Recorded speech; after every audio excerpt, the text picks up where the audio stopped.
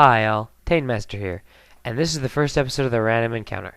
With this video, I'm beginning a new YouTube channel that I'm excited to start. But before we get into the first video topic, a few things about the series. I'm making this video, and the ones that follow it, to give my opinions on matters of role-playing games. I'm looking forward to doing videos on, but not exclusively about, role-playing topic discussions, role-playing game reviews, explorations of different tropes that manifest in different genres, game master tips for running games, explorations of the different viewpoints of player versus game master, discussions about video game RPGs versus pen and paper RPGs, random crap that comes from my procrastination, and much, much more. Alright then, enough talking about the channel. Let's rip into today's topic. Today we're going to look at elves and dwarves in fantasy settings. Now what I mean by looking at elves and dwarves in fantasy settings is that pretty much every self-respecting fantasy setting in the business has elves and dwarves in it. Today I'm going to ask, why? Why do we need elves and dwarves to justify our fantasy settings? Why has just about every setting, especially those in a role-playing community, included elves and dwarves and sometimes halflings? And why has this trend gone on for so long without even slightly changing its ways, with a few exceptions? Okay, I'm going to start how I like to, with a little history. In 1937, J.R.R. Tolkien came out with The Hobbit, which was a groundbreaking success. Then, 17 years later, he published his masterpiece, The Lord of the Rings. Now in these books, as you probably already know, Tolkien featured elves and dwarves prominently and often. The common opinion is that he got the basic concepts of these creatures from where he got almost all his inspiration: European mythology. Elves and dwarves had already existed there, although in very different forms, and considering how interested the guy was in European mythology, it's not a hard conclusion to make.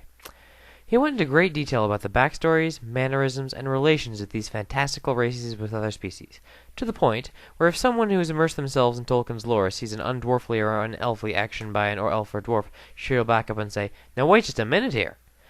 Tolkien fleshed out and breathed life into two races that may have existed in our minds before, although in different forms, but never held as much of our interest as they did in Middle-earth. Okay, so now let's fast forward about 20 years to around 1974. War games are all the rage, and one of them is a medieval game called Chainmail by a 36-year-old game developer named Gary Gygax. Meanwhile, another game developer called Dave Arneson ran a wargaming group that played this game. Now Arneson's group was in a bit of a rut, at least in his eyes. So one day Arneson came up with a brilliant idea, an idea that would change nerddom in the world forever. He came up with the concept of the role-playing game. In this revolutionary new game, players each took control of one character and banded together to go on adventures. His fellow wargamers were a little hesitant to try it at first, but when they did they had a blast. Arneson realized how amazing this idea was and told Gygax in person at a convention they both went to. He and Gygax already knew each other after having designed a naval game together called Don't Give Up the Ship, and Arneson wasted no time in telling Gygax his idea. Gygax then immediately got down to making a game out of this vision. Now Chainmail had included elves and dwarves in it as an optional rule set for Tolkien fans. Gygax was a massive Tolkien fan himself, and took the inclusion of fantasy creatures a step further in Dungeons and Dragons. He made elves and dwarves playable races, and gave them racial traits that he thought made them more believable as races in rules terms. Dungeons and Dragons the box set was a smash hit, and Gygax later started working on a more advanced version of the rules. But that's a video in itself. Alright, so now we know where elves and dwarves originally came from, where they entered the popular culture, and how they've been intertwined with role-playing games from the beginning. So now let's talk about elves and dwarves in the current popular culture and the role-playing community today. Depending on the genre of your role-playing game, you could either have elves and dwarves as a common occurrence, or they could not exist in your world whatsoever. But for now, let's focus on the most popular role-playing game genre: fantasy. Ever since Gary Gygax made Dungeons and Dragons, the fantasy genre has been overflowing with elves and dwarves. We've gotten to the point where they've become a standard feature in almost all fantasy role-playing games. Are elves and dwarves really necessary to make these games good? Do they always improve every setting that includes them? I don't think the answer is yes to either of those questions, and I'll explain why. Alright, so to explain why I think elves and dwarves aren't obligatory to all settings, first let's look at a setting where they are necessary: Middle-earth. We all know about Middle-earth, and if anyone watching this video somehow doesn't know about Middle-earth and stop everything and go buy the Lord of the Rings trilogy right now, and it's easy to see why it's so good. It's a vast world full of believable cities and cultures, with some easily recognizable languages and a plethora of iconic characters. Now let's imagine we took elves and dwarves out of the equation. First of all, say goodbye to Lothlorien, Moria, and anywhere else that is, or was, an elven or dwarven country. Next, all the non-human or hobbit characters either turn into humans or disappear, and as a result many of the different relationships between the characters, such as Gimli and Legolas's constant arguments, would either lose a lot of their depth or go bye-bye altogether. Finally, many of the racial conflicts and biases, such as the elves being unwilling to help the dwarves retake their homeland in The Hobbit, vanish and the world ceases to be as politically intricate.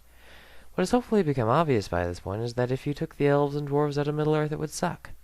It might still be salvageable if you made some drastic changes, but it wouldn't be as good as it is now with its elves and dwarves. So right now you're probably wondering what was the point of bringing in Middle-earth at all, since you thought the whole idea of this video was to prove that you don't need elves and dwarves to have a good setting. Allow me to explain. The reason I am making this video is not just to state that elves and dwarves are unnecessary for good fantasy. I am also not making this video to mandate that all fantasy needs elves and dwarves, else the plot, setting, and characters become too simplistic. I'm making this video to show you that just because the genre has one or more tropes deeply entwined within some of its settings, doesn't mean that all things of that genre must comply with it. Take science fiction and the laser gun. A lot of really good science fiction, from Star Trek to Halo, contains laser guns, and some settings use them as a de facto weapon. But does that mean that all science fiction needs laser guns to be any good? No. No, it doesn't. A genre is a broad term, which can encompass many things, and just because a trope or two tends to appear over and over again, doesn't mean that trope is necessary.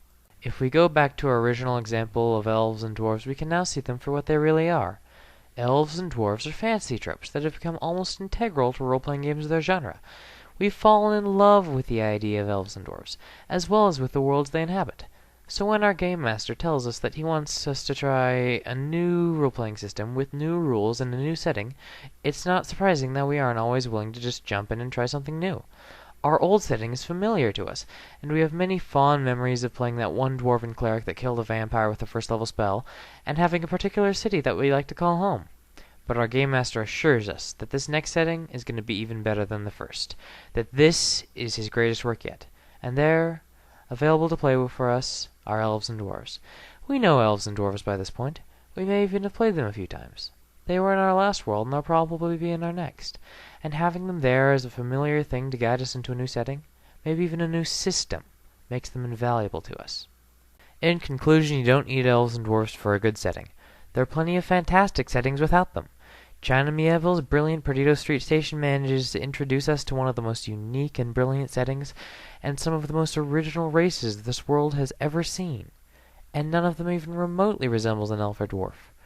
George R.R. Martin's fantastic Game of Thrones series manages to have some amazing political drama and tension without an elf or dwarf in sight.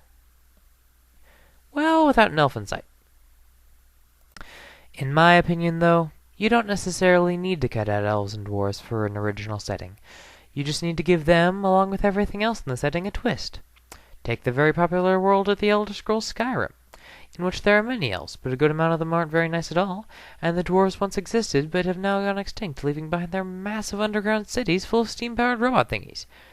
Or what about Margaret Weiss and Trace Hickman's Dragonwing, the first book of the Deathgate cycle, in which dwarves are a slave race made to tend a giant machine by the cruel but noble elves? It's not the specific trope that matters. What matters is whether or not the trope improves the setting it's in. Until next time, I'm Tanemaster. Keep on gaming.